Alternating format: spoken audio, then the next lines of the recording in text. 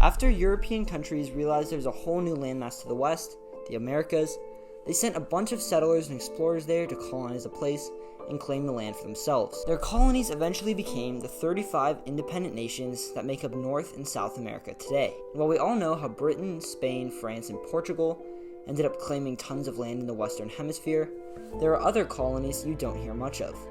No one ever learned in school about Scotland's settlement in Panama, Sweden's time owning Delaware, Russia's fortresses in California and Hawaii, or the Caribbean island that belonged to East Germany. Welcome to That Is Interesting. I'm your host Carter. Today, the failed American colonies you never learned about. The year was 1972 and the Cold War was still going on.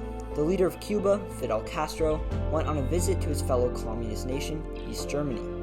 As a token of the two nations' friendship, Castro decided to give East Germany a present, the empty tropical island of Cayo Blanco do Sur, which he promptly renamed Ernst Thälmann Island. The island became East Germany's only colony, and it even got a statue of its namesake, Ernst Thälmann, put up on it, which lasted until a hurricane knocked it over in 1998. An East German pop singer actually went to the island to film a music video as well. When East and West Germany reunited, the island was kind of forgotten. It was never included in the new Germany, but was never officially given back to Cuba. A German newspaper even said in 2001 that the island should be part of Germany.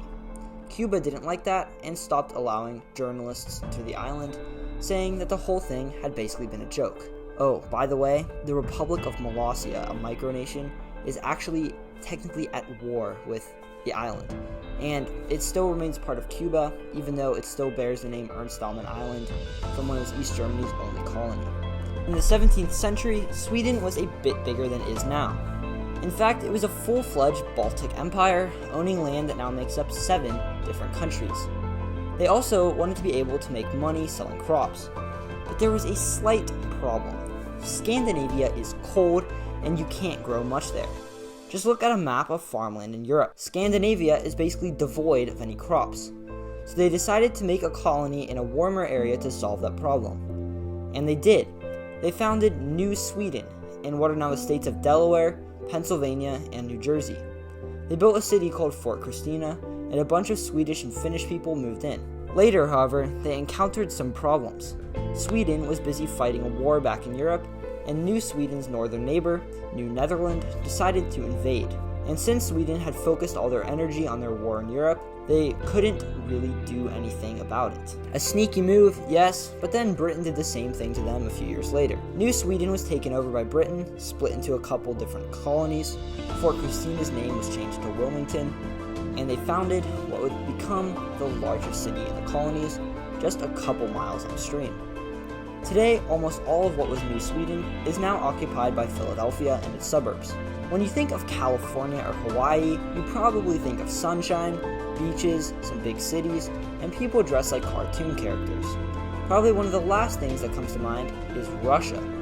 Russia began in Eastern Europe, and then it started spreading east through the frozen and practically uninhabited region of Siberia. Then they went south a bit, conquering parts of China and Mongolia, and they went east even more, colonizing Alaska. But like any empire, 2 things were very important to them. 1, trade, and 2, making sure other empires didn't get too big. So they went south and they built a colony called Fort Ross on the coast of what is today Northern California.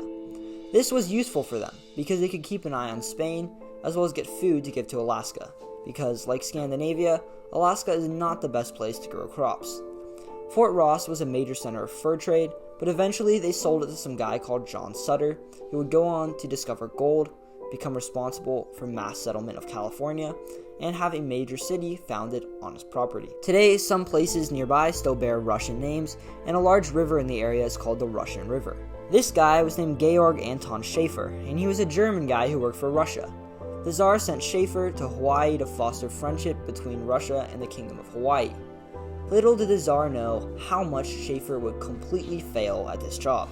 When Schaefer arrived, the King of Hawaii sent him to the island of Kauai, which was still independent, to try to get them to join Hawaii. But Kauai did not want to become part of Hawaii at all. Their king told Schaefer, "How about instead of trying to get us to join Hawaii, we join Russia?"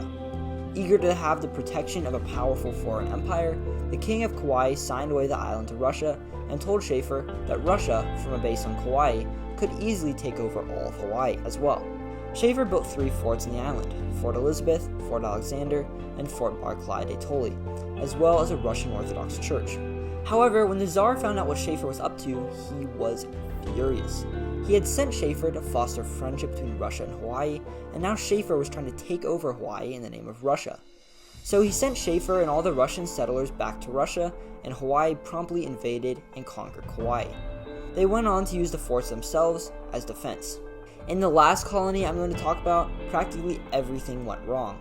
Scotland tried to become a powerful trading empire, so they set up a colony in Panama where they planned to transport goods from coast to coast. The colony was called Caledonia, and the capital was named New Edinburgh, but today most people call it the Darien Scheme, as it sat on the Gulf of Darien and was certainly a scheme. A guy named William Patterson decided to make money creating this colony, but unfortunately he'd never even been there. Aside from being part of Spain already, the region was completely unsuitable for settlement.